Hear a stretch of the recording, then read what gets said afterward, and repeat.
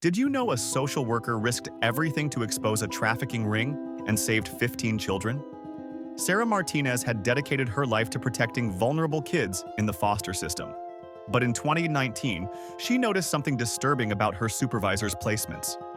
Children were being placed with families who paid unusually large fees, and her welfare reports kept disappearing.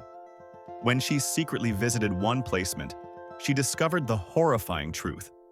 The children were being exploited, and her supervisor was getting paid for each delivery.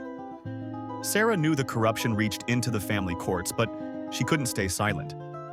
She began secretly documenting everything, photographing files and recording conversations.